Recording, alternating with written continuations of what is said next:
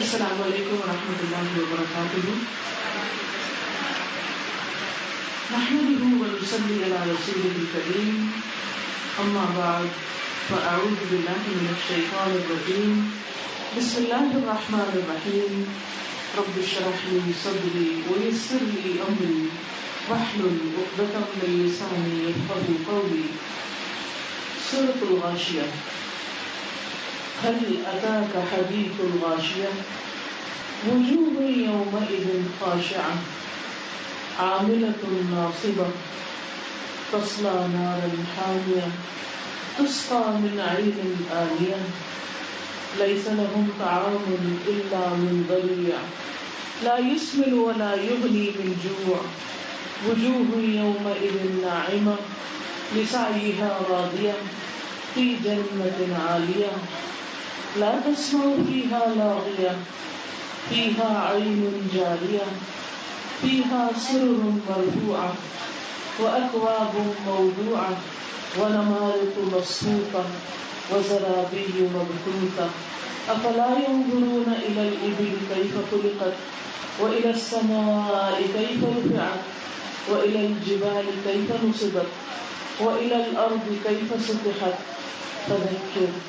إنما أنت مذكر لست عليهم بمسيطر إلا من تولى وكفر فيعذبه الله العذاب الأكبر إن إلينا إيابهم ثم إن علينا حسابهم.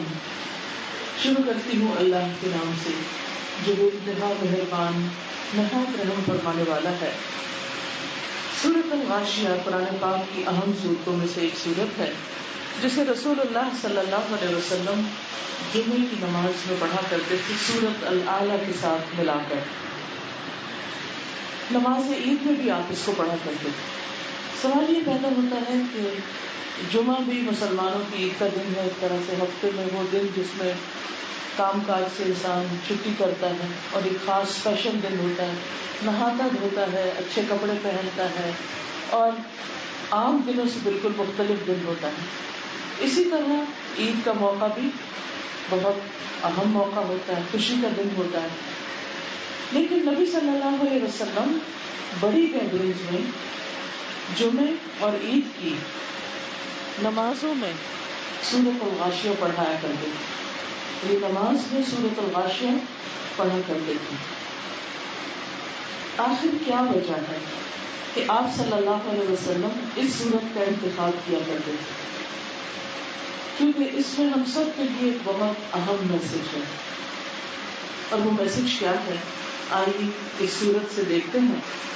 اللہ سبحانہ وتعالیٰ فرماتے ہیں هل اتاک حدیث الغاشیہ، کیا تمہارے پاس غاشیہ کی خبر آ گئی ہے؟ غاشیہ کیا ہے؟ غاشیہ کا لفظ غشی سے نکلا ہے. غشی کہتے ہیں بے ہوشی کو، جس میں انسان کی عقل پہ پردہ پڑ جاتا ہے، انسان کے دیکھنے سننے سمجھنے کی صلاحیت معروف ہو جاتی ہے. غاشیہ کا لفظی معنی ہوتا ہے چھا جانے والی، ڈھانپ لینے والی. اسی سے لفظ غشاوہ بھی ہے جو پہلے پارے میں استعمال ہوتا ہے کہ ان کی آنکھوں پر پردہ پڑا ہوا ہے. تو غاشیہ سے مراد قیامت کا دن ہے. وہ آفت ہے جو ہر چیز پہ چھا جائے گی.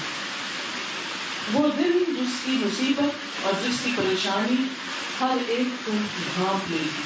کوئی بھی ایسا نہیں ہوگا جو اسے نہ دیکھے اور جو اس سے متاثر نہ ہو، جس پر اس کے اثرات نہ ہوں. قرآن مجید میں قیامت کے دن کے لیے کئی لفظ استعمال ہوئے، مثلا الحاقہ، القارعہ، الآزفہ اور اس کے علاوہ بے شمار. لیکن یہاں پر الغاشیہ کا لفظ استعمال کیا گیا ہے. اسی سے پھر سورت کا نام بھی الغاشیہ ہے کہ وہ دن جو ہوش و حواس گم کر دینے والی ہے، جس کی مصیبت اور آفت دیکھ کر انسان پریشان ہو اٹھے گا، جس کی ہیبت، جس کا خوف ہر ایک پر چھا جائے گا. وہ ہر چیز کو ڈھانپ لے گی، ہر چیز اس سے متاثر ہوگی. صرف نان بلیورز ہی نہیں، مسلمان بھی، بلیورز بھی جو اس کو مانتے ہیں، جو اس کی تیاری کر رہے ہیں، وہ بھی اس دن سے متاثر ہوئے بغیر رہ نہیں سکیں گے. وہ دن کیسا دن ہے؟ اس دن کی کچھ ڈسکرپشن یہاں بتائی گئی. وجوہ یومئذ خاشعہ، کچھ چہرے اس دن دبے ہوئے ہوں گے، جھکے ہوئے ہوں گے، عاجزی اختیار کریں گے، ذلیل ہو رہے ہوں گے. اصل میں خشع کا لفظ جو ہے اس کا معنی ہوتا ہے ایسا ڈر جس کے اثرات انسان کے چہرے اور اس کے اعضاء پر ظاہر ہونے لگے، جس کے اثرات انسان کی آواز پر پڑے، انسان کی آنکھوں پر ہوں. ایک ہوتا ہے خشیہ، خشیہ کا معنی بھی خوف زدہ ہونا ہوتا ہے، اور ایک ہوتا ہے خشع. اسی سے نماز کا خشوع مراد ہے کہ نماز میں انسان کے دل کی کیفیت ایسی ہو کہ جو اس کے چہرے پر، اس کے جسم پر، اس کے سارے اعضاء پر ظاہر ہو رہی ہو. نماز ایسے نہ پڑھی جائے کہ انسان اس سے غافل ہو. نماز کی کیفیت، نماز میں کھڑے ہونا، نماز میں رکوع اور سجدہ باقی زندگی کی تمام حرکات و سکنات سے مختلف ہو. تو نماز میں خشوع اسی وقت آتا ہے جب انسان کے دل میں اللہ کا ڈر پیدا ہوتا ہے. اور یہ دل کا ڈر کیسے پیدا ہوتا ہے؟ جب انسان آخرت کی باتیں سنتا ہے. اسی لیے نبی صلی اللہ علیہ وسلم اس سورت کو، قیامت کے تذکرے کو بڑی گیدرنگ میں کیا کرتے تھے. تو ہمیں بھی چاہیے کہ کہیں نہ کہیں بیٹھ کر ہم آخرت کا تذکرہ کیا کریں. حضرت عمر بن عبد العزیز کے بارے میں آتا ہے کہ جب انہیں حکومت ملی، خلافت ملی، تو بہت بڑا مقام تھا. اور اس وقت کی حکومت اور خلافت آج کے مسلمانوں جیسے لوگوں کے اوپر حکومت کرنا نہیں تھا. وہ دور تھا جو نبی صلی اللہ علیہ وسلم سے کچھ ہی بعد میں آیا، اور پھر اس میں بڑے بڑے علماء تھے، تابعین تھے، اور اللہ سے ڈرنے والے لوگ تھے، جس میں مسلمانوں کی حکومت مشرق و مغرب تک پھیل گئی تھی.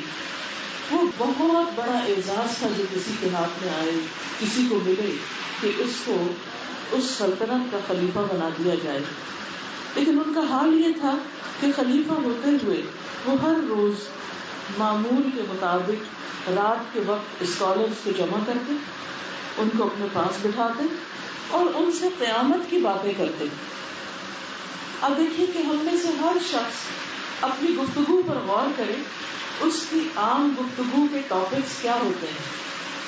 وہی ہوتے ہیں جو اس کے انٹرسٹ کے ہوتے ہیں، جس میں وہ دلچسپی لیتا ہے، یا جو اس کے دل پر کوئی پریشانی یا غم یا فکر ہوتا ہے، وہ ہر جگہ بیٹھ کر اسی کی بات کرتا ہے. ہر ایک کو اپنی داستان سناتا ہے، ہر ایک کو بتاتا ہے کہ میری زندگی میں یہ مسئلہ ہے، یہ میری پریشانی ہے. کسی کو بچوں کی ہے، کسی کو کاروبار کی ہے، کسی کو صحت کی ہے، کسی کو ان لاز کی ہے، کسی کو کسی اور چیز کی ہے. پریشانیوں سے خالی کوئی بھی شخص نہیں، کسی کی چھوٹی ہے اور کسی کی بڑی ہے، لیکن ہر شخص پریشان ہے. لہذا اس پریشانی میں وہ باتیں بھی پریشانی والی بھی کرتا ہے. لیکن عقل مند لوگوں کی پریشانیاں صرف دنیا کی پریشانیاں نہیں ہوتی، وہ دنیا کے غموں اور پریشانیوں کو آخرت کے غم میں بھول جاتے ہیں. انہیں ایک بڑے دن کی فکر لگی رہتی ہے، اور وہ جہاں بیٹھتے ہیں اسی کا تذکرہ شروع کر دیتے ہیں کہ آج ہم جو کچھ کر رہے ہیں کل ہمیں اس کے بدلے میں ملے گا کیا، ہمارا بنے گا کیا، کیا ہماری بخشش ہوگی، کیا اللہ تعالیٰ ہم سے راضی ہو جائیں گے. کہیں ایسا تو نہیں کہ اللہ تعالیٰ نے مجھے ایسی نعمتیں دے رکھی ہوں جن کا مجھے ادراک ہی نہیں، جن کے بارے میں نے کبھی سوچا ہی نہیں اور کبھی ان کا شکر بھی ادا نہیں کیا. کہیں ایسا تو نہیں کہ میں کوئی ایسے گناہ کر رہی ہوں لاعلمی میں، جہالت میں، جن کا مجھے پتا ہی نہیں اور میں ان پر کبھی توبہ بھی نہیں کرتی. تو آخرت اورینٹڈ انسان، آخرت کی فکر کرنے والا انسان ہر وقت اسی کا تذکرہ کرتا ہے. اور اگر ہر وقت ممکن نہ ہو تو وہ دن کا کچھ حصہ، ہفتے کا کچھ حصہ ضرور ایسا نکالتا ہے کہ جس میں وہ آخرت کو یاد کرتا ہے. تو ایسے میں ہم سب کو اس بات کی فکر کرنی چاہیے, ہم سب کو اپنا جائزہ لینا چاہیے, اپنا حساب لینا چاہیے کہ کہیں ہم ان لوگوں میں سے تو نہیں جو آخرت کی یاد کو بھلا کے جیتے, آخرت سے غافل ہو کر جیتے. ہم دن میں کتنی بار موت کو یاد کرتے ہیں, اپنی آخرت کو یاد کرتے ہیں, اپنے انجام کے بارے میں فکر کرتے ہیں اور اس کے بارے میں کچھ تیاری کرتے ہیں. ہمارے غموں میں سے سب سے بڑا غم کون سا ہے؟ ہماری فکر اور پریشانی میں سب سے بڑی فکر کون سی ہے؟ ہم سب کو اس کا جائزہ لینا چاہیے اور دھیرے دھیرے غم آخرت کو, فکر آخرت کو ہی اپنی فکر بنا لینا چاہیے, کیونکہ کل اس آنے والے دن کے بارے میں جو آج فکر کرے گا اس کی تیاری کرے گا, اور کل جب وہ دن آئے گا تو پوری طرح تیار ہو کر اس کو پیش کرے گا, اور پھر اس کے دل میں کوئی خوف اور غم نہیں ہوگا. لیکن اگر ایسا نہ کیا تو پھر کچھ چہروں کی ڈسکرپشن کیا بتائی گئی, وجوہ یومئذ خاشعہ, کچھ چہرے اس دن ڈرے ہوئے ہوں گے, خوف زدہ ہوں گے, دبے ہوئے ہوں گے. اور خشوع اس کیفیت کو بھی کہتے ہیں کہ جس میں انسان کے مسلز اتنے ڈھیلے ہو جائیں کہ اس کی آواز لڑکھڑانے لگے اور اس کی نگاہیں اوپر نہ اٹھے, نگاہیں بھی نیچے ہوں, سر بھی جھکا ہوا ہو اور اس پر ایک شرمندگی یا پریشانی طاری ہو. تو کچھ چہرے نہایت پریشان کن حالت میں قیامت کے دن اس سب منظر کو دیکھ رہے ہوں گے کہ جس کو انہوں نے کبھی یاد نہ کیا, جس کے بارے میں کبھی جانا نہیں اور کبھی اس کی کوئی تیاری بھی نہیں کی. وجوہ یومئذ خاشعہ, یہ کون ہیں, کیسے لوگ ہیں؟ عاملۃ ناصبہ, جو عمل کرنے والے ہیں, تھکے ہوئے ہیں, یعنی ایگزاسٹڈ ہیں, کام کر کر کے تھک گئے ہیں. لیکن کون سے کام؟ دنیا کے کام, جنہوں نے دنیا کے کاموں میں اپنے آپ کو تھکا مارا لیکن وہاں کے لیے کچھ بھی تیاری نہ کی.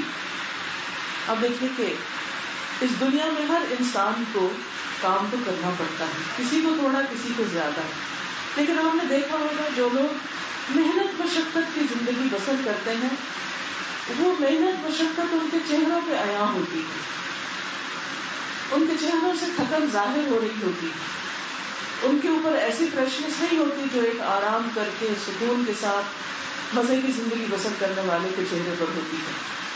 تو بہرحال وہاں پر وہ جب پہنچیں گے تو وہ ساری تھکاوٹ ان کے چہرے پر نمایاں ہوگی, لیکن افسوس یہ کہ وہ ساری تھکاوٹ صرف دنیا کے لیے تھی, کیونکہ وہ دنیا کے لیے جی رہے تھے. انہوں نے آج آخرت کے لیے کچھ تیاری نہیں کی. حضرت عمر کے بارے میں آتا ہے کہ انہوں نے ایک عیسائی راہب کو دیکھا جسے دیکھ کر وہ رو پڑے. کسی نے پوچھا کہ آپ کیوں روئے ہیں؟ تو انہوں نے یہ آیت پڑھی عاملۃ ناصبہ, کہ یہ بڑی محنت کرنے والے لوگ ہیں, تھکے ہوئے ہیں عبادت کر کر کے, انہوں نے دنیا کی عیش و عشرت اور راحت اور آرام اپنے اوپر حرام کر رکھا ہے, لیکن آخرت میں ان کے لیے کچھ بھی نہ ہوگا. آپ دیکھیے کتنے ہی لوگ ایسے ہیں جو صبح سے رات تک کولو کے بیل کی طرح مسلسل کام کر رہے ہوتے ہیں, لیکن اتنی مصروفیت میں انہیں اللہ سبحانہ وتعالیٰ کو یاد کرنے کا وقت نہیں ملتا, نماز کا وقت نہیں ملتا, قرآن کی تلاوت کا وقت نہیں ملتا, ذکر کا وقت نہیں ملتا, اور وہ مسلسل دنیا کے کاموں میں تھکے جاتے ہیں. لیکن دنیا تو ایک دن ختم ہو جائے گی. ہم سب کی زندگی کا ایک اختتام ہے, ایک اینڈ ہے, ایک انتہا ہے, جہاں یہ دوڑتی گاڑیاں رک جائیں گی, ہر چیز تھم جائے گی اور سب کی بھاگ دوڑ ختم ہو جائے گی. دنیا میں بھی ہم دیکھتے ہیں اپنی نگاہوں کے سامنے کہ کتنے ہی لوگ تھے جو دنیا کے کام بھاگ کر کرتے تھے, سارا دن کرتے تھے, پھر جوانی بڑھاپے میں بدلی اور پھر وہ وقت آیا کہ بھاگ دوڑ کرنے کے قابل نہ رہے. اور بالآخر بستر پر پڑ گئے اور پھر بستر سے قبر میں جا پہنچے. کتنی ہی ایسی مثالیں ہمارے سامنے ہیں.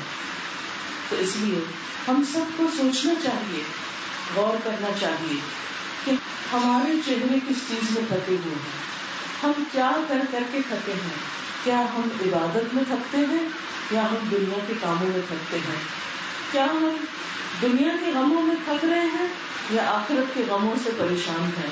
ہماری بڑی پریشانی کیا ہے؟ ہم کہاں جا کر پہنچنے والے ہیں؟ لیکن وہ لوگ جو آخرت کو بھلا کر اور آخرت پر ایمان نہ لا کر صرف دنیا کی کامیابی اور ترقی کے لیے کام کر رہے ہیں, ان کا پھر وہاں حال کیا ہوگا؟ تصلی نارا حامیہ, وہ بھڑکتی ہوئی آگ میں جا پڑیں گے.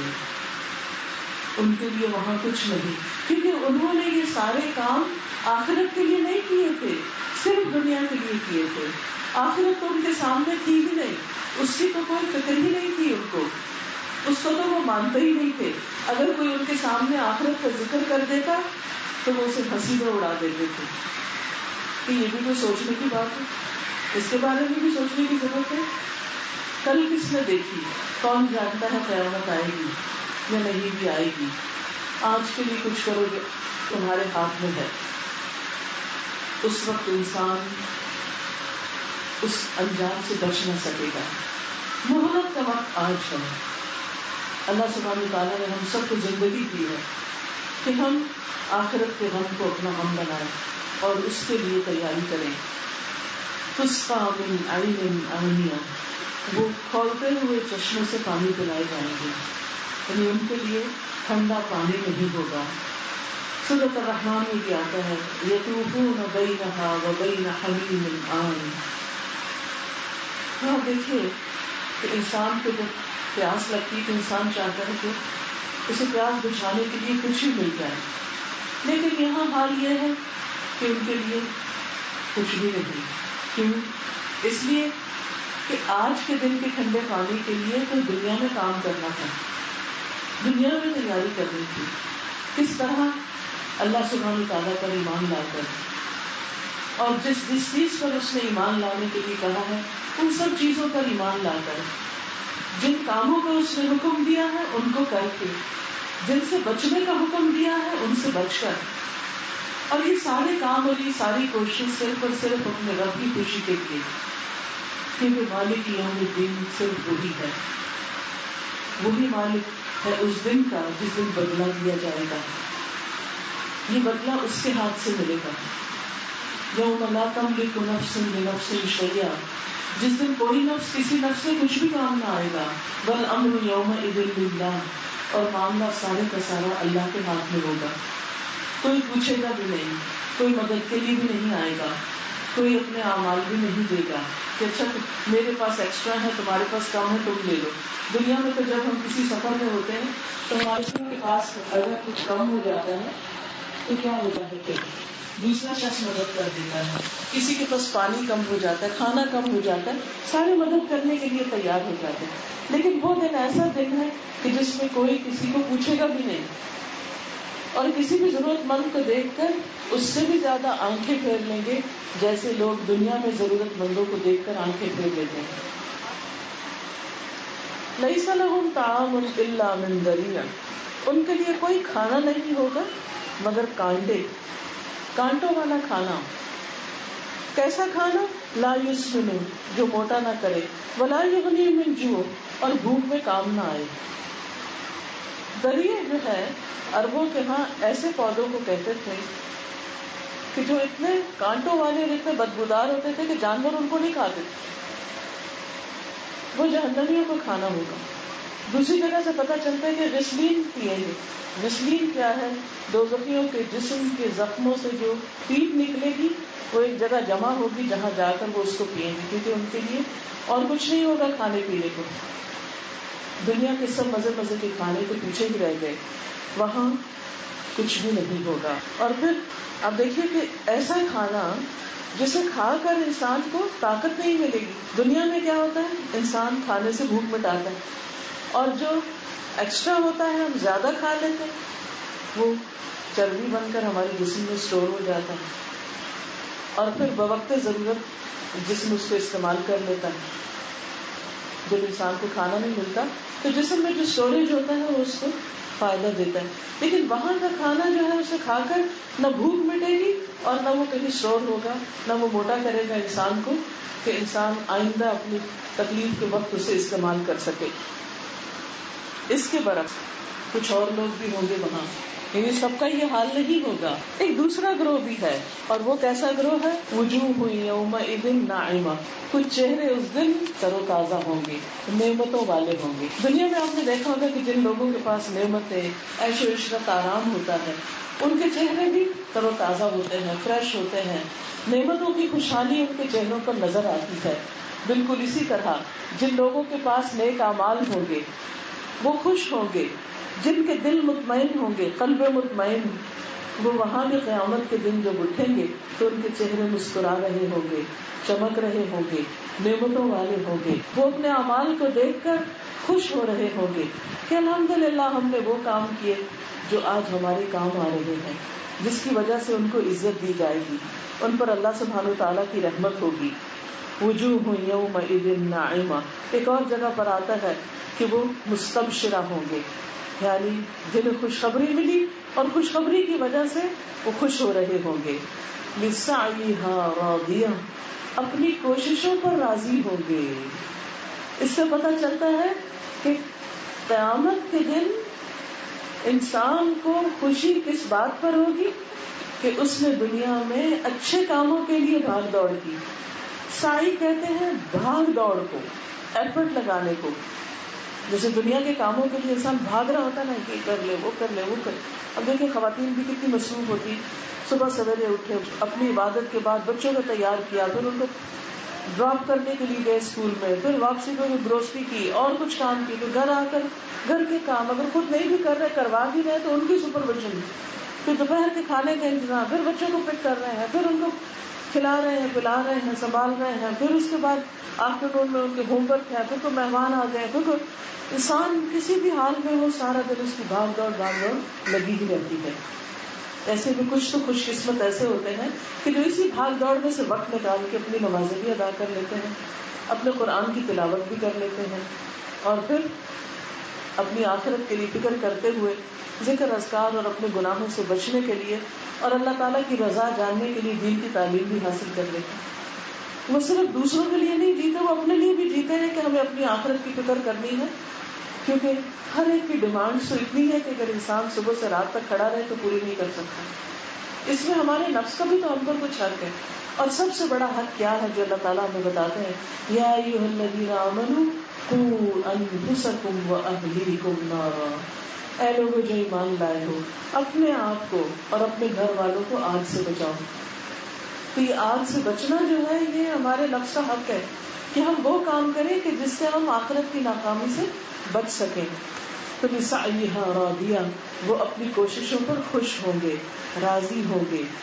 جنت کی خوشخبریاں پا کر ان کے چہروں کے اوپر ایک عجب طرح کی خوشی اور سیٹسفیکشن اور کنٹینٹمنٹ ہوگی, اور ان کو کوئی پریشانی نہ ہوگی. قرآن مجید میں ایک دوسری جگہ پر آتا ہے, لا يحزنهم الفزع الاکبر, اس بڑے دن کی گھبراہٹ انہیں گھبراہٹ میں نہ ڈالے گی, غمگین نہ کرے گی, وہ پریشان نہیں ہوں گے. اور پھر ان کا انجام کیا ہوگا؟ فی جنت عالیہ, بلند جنتوں میں. اس دن زمین آسمان ختم ہو جائیں گے, ایک نئی ہی دنیا ہوگی, ایک نیا ہی گھر ہوگا, اور وہ جنتوں میں ہوگا. فی جنت عالیہ, بہت بلند, بہت اونچا, بہت اوپر, جس کا سب سے اعلیٰ ترین حصہ جنت الفردوس کہلاتا ہے. نبی صلی اللہ علیہ وسلم نے فرمایا کہ جب تم اپنے لیے جنت مانگو تو جنت الفردوس مانگو, کیونکہ وہ اس کا سب سے بلند حصہ ہے. دنیا میں آپ دیکھیں کہ ہم جب گھر بنانا چاہتے ہیں تو سب سے بہترین علاقے میں گھر کی تمنا کرتے ہیں. تو اسی طرح آخرت کے لیے بھی ہمارا شوق ایسا ہی ہونا چاہیے کہ اتنی بھاگ دوڑ کریں, اتنی بھاگ دوڑ کریں کہ اللہ سبحانہ وتعالیٰ ہم سے راضی ہو جائے, اور پھر قیامت کے دن وہ ہم سے ہماری رضا پوچھے کہ بتاؤ تم کہاں رہنا چاہتے, تمہیں کیا پسند. فی جنت عالیہ, کیسی ہے وہ جنت؟ لا تسمع فیہا لاغیہ, جس میں کوئی لغو بات نہیں ہوگی، کوئی فضول بات نہیں ہوگی، کوئی بیکار کی باتیں نہیں ہوگی، اس میں انسانوں کی سانسوں کے ساتھ تسبیح ہوگی، یا پھر وہ آپس میں دنیا کی کچھ واقعات دہرائیں گے، کچھ پچھلے دنوں کی کوششیں یاد کریں گے، کچھ اور اچھی اچھی باتیں کریں گے، لیکن ان باتوں میں کوئی ایسی بات نہیں ہوگی جو کسی کا دل دکھانے والی ہو، جو کسی کے کانوں پر بوجھ ہو، جو کسی کو تکلیف میں مبتلا کر دے، کسی کو ہرٹ کر دے یا کسی کا وقت ضائع کرے۔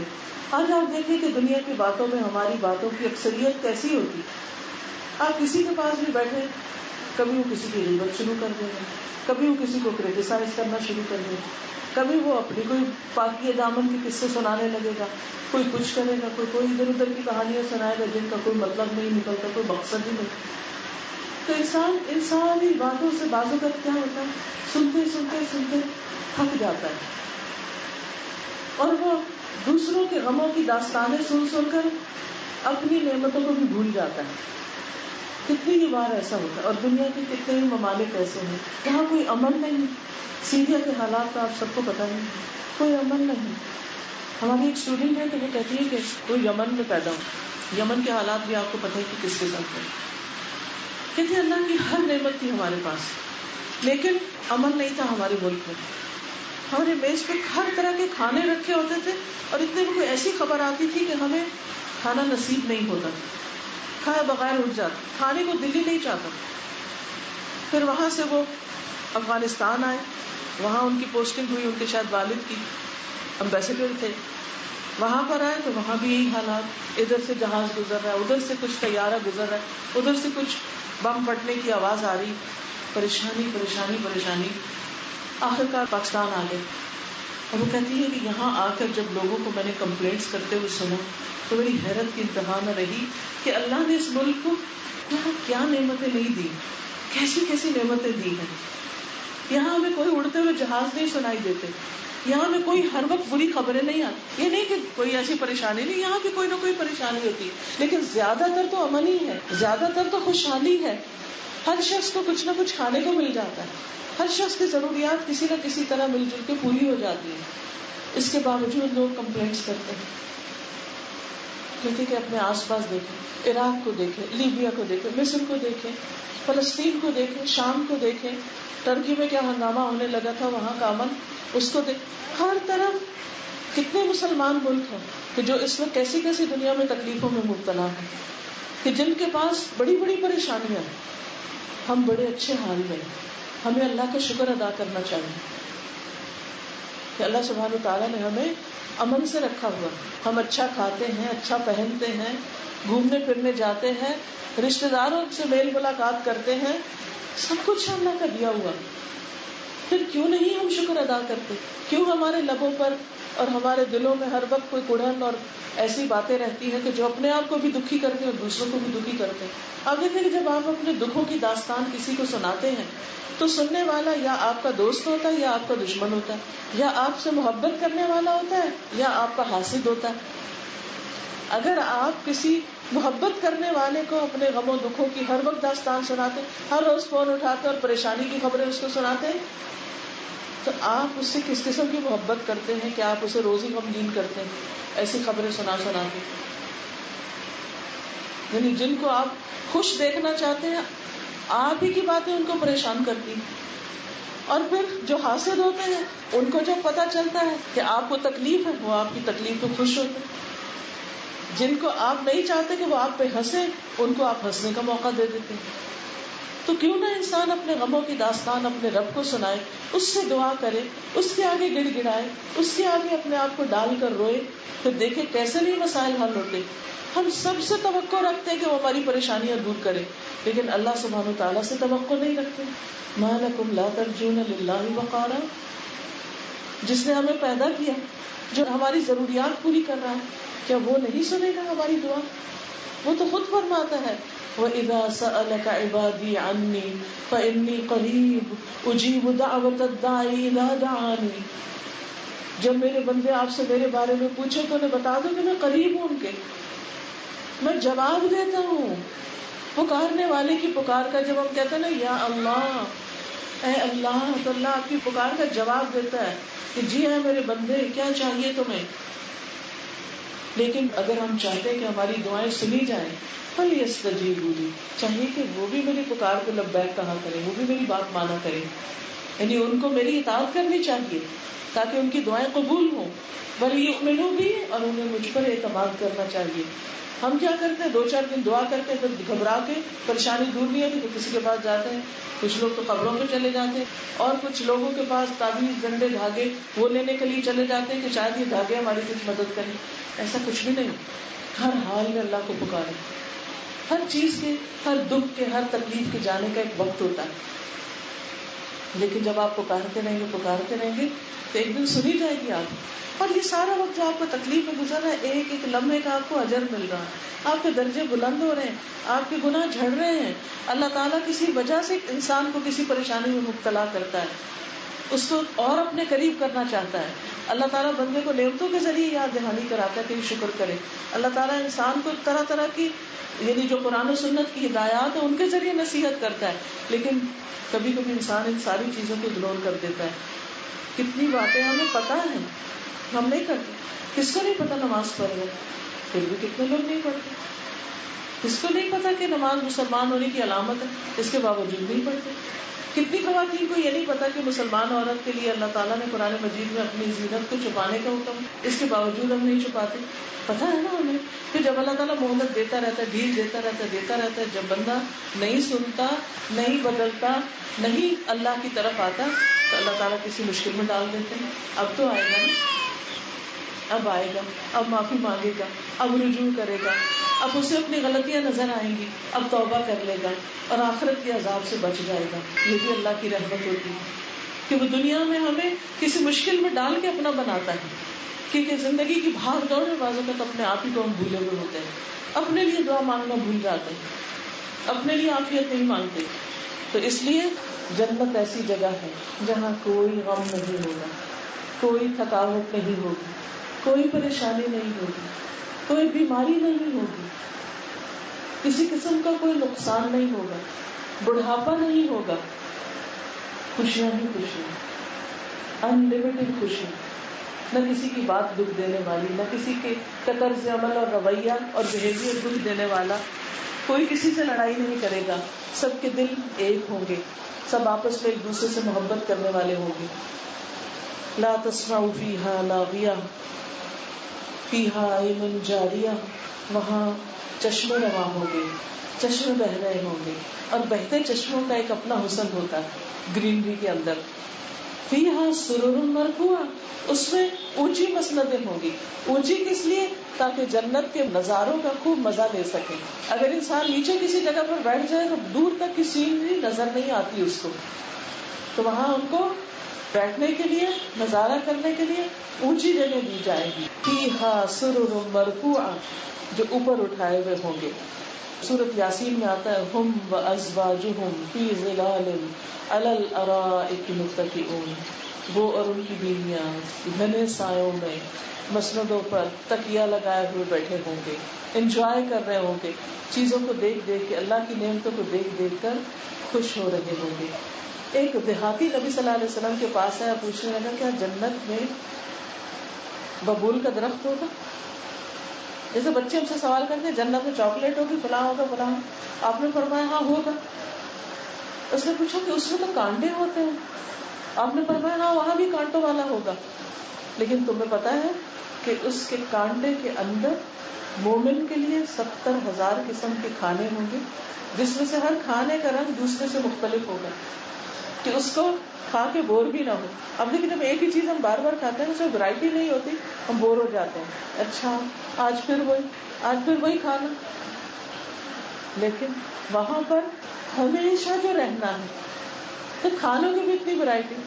اگر ایک کانٹے کے اندر پھل ہے اور اس پھل کے اندر اتنے رنگ ہیں اور اس میں اتنے رزق اور کھانے ہیں مومن کے لیے، تو پھر باقی درخت اور باقی کھانے اور نہریں اور دریا اور سب چیزیں اور پھر پھل ایسے کہ خود ہی آ کے جھک کے سامنے آ جائے. بس تمنا تو کرے، خواہش تو کرے، کسی کو بلانے کی ضرورت نہیں ہوگی کہ ذرا میرے لیے اٹھا کے لے آؤ ادھر رکھو.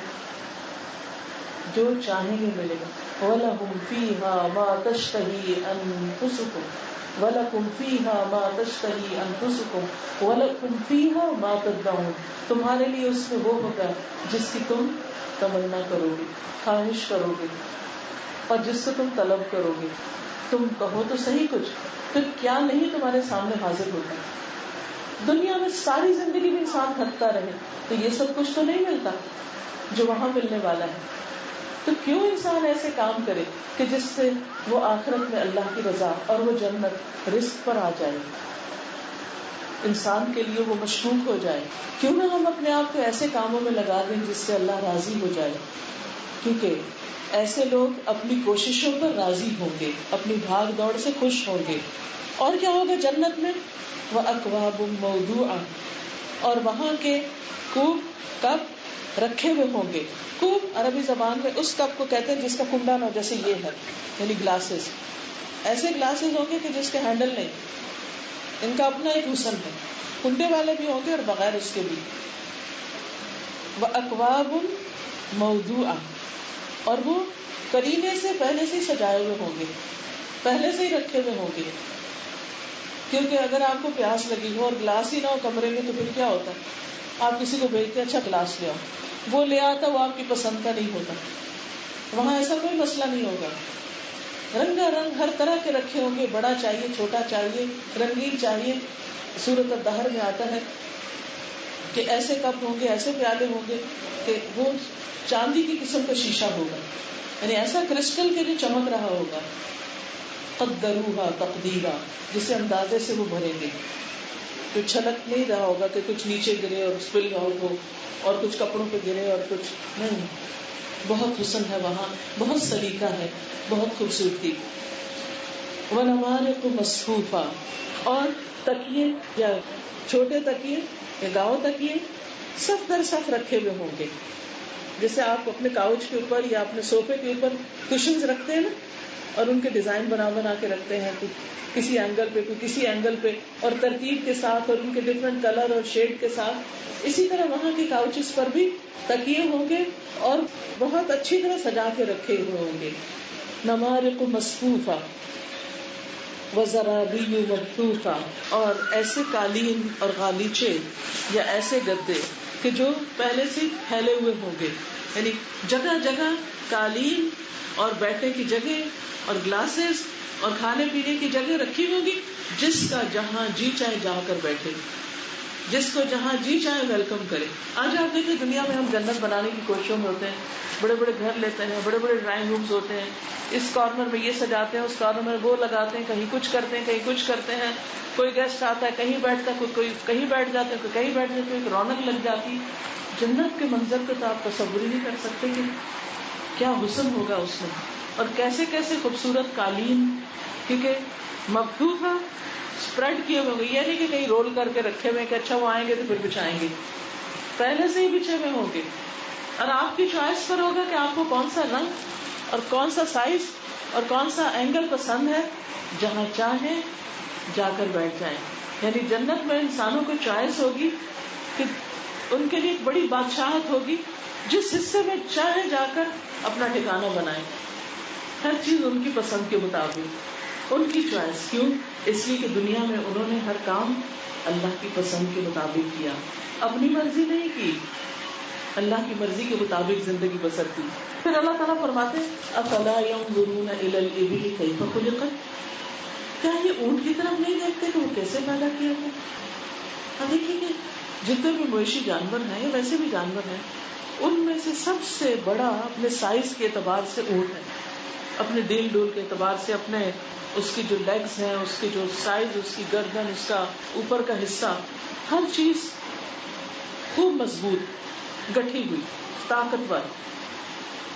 اتنا ہیوج ہونے کے باوجود ایک چھوٹا بچہ بھی اگر اس کی رسی پکڑ لے اور اس کو لے جانا چاہے کہیں تو جدھر چاہے لے جائے، وہ اس کے ساتھ بھی چل پڑتا ہے. اللہ نے کیسے مسخر کر دیا، کیسے انسان کے کام میں لگایا. اور اونٹ اپنے کھانے پینے کو خود ہی انتظام کر لیتا ہے، اس کے آگے چارہ کاٹ کے نہیں ڈالنا پڑتا جیسے گائے بھینس کے آگے ڈالنا پڑتا ہے. گائے بھینس بیچاری خود کم ہی چر پاتی ہے، لیکن اونٹ اونچا ہونے کے باعث وہ چلتے پھرتے رہے، درختوں سے اوپر سے جہاں کوئی اور جانور نہیں کھا سکتا وہاں سے اپنے لیے پتے وغیرہ اتار کے سب کچھ کھا لیتا ہے. درختوں کی شاخیں وغیرہ بھی کھا جاتا ہے، یعنی صرف پتے نہیں چاہیے اس کو، سوکھی شاخیں بھی کھا لیتا ہے. پھر اسی طرح آپ دیکھیں کہ پانی اگر اس کے جسم میں کم ہو تو پیٹ میں ایک ریزرو ٹینکی میں الگ پانی رکھتا ہے جو 7-8 روز تک اس کی پانی کی ضروریات پوری کرتا ہے.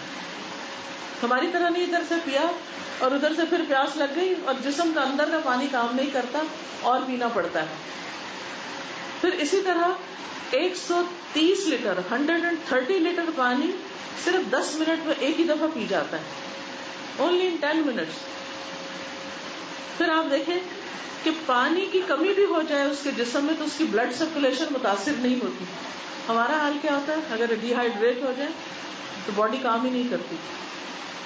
پھر اسی طرح اس پر بیٹھنا اس طرح مشکل نہیں ہوتا کیونکہ وہ نیچے بیٹھ کر ہمیں بٹھاتا ہے، تو جب ہم بیٹھ جاتے پھر وہ اٹھتا ہے. جبکہ گھوڑا یا اور گدھا یا کسی اور چیز پر آپ نیچے بٹھا کے نہیں بیٹھ سکتے، وہ کھڑے ہی ان پہ چڑھنا پڑتا ہے، سواری مشکل ہوتی. اس پہ سواری کرنا آسان ہوتا ہے.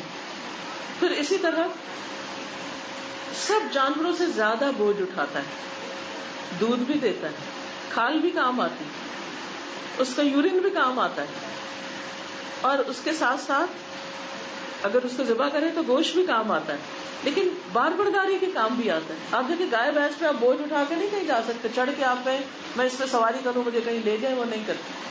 لیکن اونٹ ساری چیزیں آپ کی ساتھ ساتھ کر رہا ہوتا ہے، ایک وقت میں 8 سے 9 من بوجھ اٹھا دیتا ہے اور اس کے باوجود چلتا ہے. ایٹ اے اسٹریچ 500 مائل سفر کر سکتا ہے بغیر رکے. بتائیے وہ کون سی گاڑی ہے جو 500 میل اس کو آپ ٹینکی فل کرنے کی ضرورت نہیں، یا اس کا انجن گرم نہ ہو جائے اور پھر آپ صرف چلتے ہی چلے جائیں. لیکن اس کے اندر اللہ نے ایسی صلاحیت رکھی ہے. پھر اسی طرح صحرا کی خطرناک گرمی میں 55 ڈگری تک ریت میں چل سکتا ہے اور مزے سے چلتا چلا جاتا ہے اور بغیر کھائے پیے بھی چلتا چلا جاتا ہے. اس کے جسم کے اندر اتنی انرجی ہوتی ہے کہ اس کو کنزیوم کر سکتا ہے کئی دن تک. پھر اسی طرح اس کی جو لمبی گردن ہے اس کے لیے لیور کا کام دیتی ہے، اس کو لکشا دے کے اڑ جاتا ہے. پھر اسی طرح خوراک کے ذخیرے کی جگہ اس کی کوہان میں ہوتی ہے. 40 کلو تک چربی وہاں جمع کر لیتا ہے، 40 کلوز. اور پھر 30 سے 50 کلو تک کھانا روز کھاتا ہے. لیکن اگر برے حالات ہو کھانا نہ ملے تو صرف 2 کلو گھاس بھی کافی ہو جاتی ہے اس کے لیے، اس میں بھی سروائیو کر جاتا ہے. سخت سے سخت چیزیں ہضم کر لیتا ہے. اس کے ہونٹ بہت مضبوط ہوتے ہیں، کانٹے بھی کھا لیتا ہے، ہونٹوں میں نہیں چبھتے، ربڑ کی طرح ہوتے ہیں. اسی طرح آنکھیں جو ہے صحرا میں جب آندیاں چلتی ہیں تو اس کی آنکھیں دیکھتی بھی ہیں لیکن ان کو ایسا لڈ لگ جاتا ہے کہ ریت اندر نہیں پڑتی اور وہ سامنے سے جیسے اسکرین لگ گئی ہو چلتا چلا جاتا ہے کہ کھڑکی بند کر لی اور آپ چلتے جائیں. پھر اسی طرح گرمیوں میں گرم ریت برداشت کر لیتا ہے. تو یہ اللہ سبحانہ تعالیٰ نے اپنی قدرت کی نشانی دکھائی کہ جو رب ایسا جانور تمہارے لیے تخلیق کر کے تمہارے لیے مسخر کر دیتا ہے اس نے تمہارے لیے اور کیسی کیسی نعمتیں نہیں بنائی. وہ کتنا عظیم رب ہے. کیا کوئی انسان یہ سب کچھ بیک وقت کر سکتا ہے؟ انسانوں نے بلا شبہ بڑی بڑی مشینیں بنائی، جہاز بنائے، سب کچھ، لیکن اگر ان کا فیول نہ ہو تو وہ چلتے نہیں ہیں. اگر ان کے لیے ماہر پائلٹ نہ ہو تو وہ چلا نہیں سکتے. اس اونٹ کو تو ایک بچہ بھی لے کے کہیں جا سکتا ہے، کوئی بڑی مہارت نہیں چاہیے ہوتی، اور اسی طرح بغیر کھائے پیے بھی چل سکتا ہے، کام دے سکتا ہے. تو اللہ تعالیٰ فرماتے ہیں کہ اپنے گرد و پیش کی نشانیوں کو دیکھو.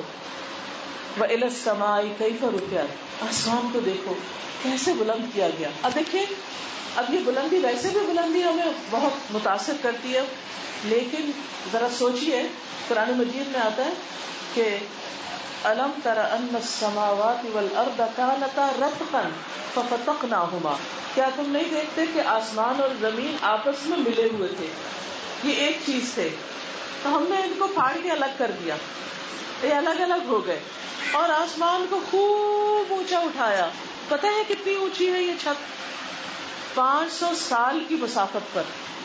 اگر کوئی 500 سال چلتا رہے تو جتنی دور پہنچے گا اتنا اونچا ہے یہ. پھر اس سے اوپر کا آسمان، اس سے 500 سال اوپر، اس سے اوپر اوپر. یہ اللہ تعالیٰ کی قدرت کی کتنی بڑی نشانی ہے جس کی طرف ہم سب کو دیکھنا چاہیے. وَإِلَى الْجِبَالِ كَيْفَ نُصِبَتْ، اور پہاڑوں کی طرف دیکھ کیسے گاڑ دیا اللہ نے ان کو کہ وہ ہلتے ہی نہیں، اور زمین کے اندر کیلوں کی طرح اس کو بھی تھامے ہوئے کہ زمین کو بھی ہلنے نہیں دیتے، ورنہ یہاں ہر وقت زلزلے ہی آتے رہتے ہیں، ہم لڑکتے ہی رہتے.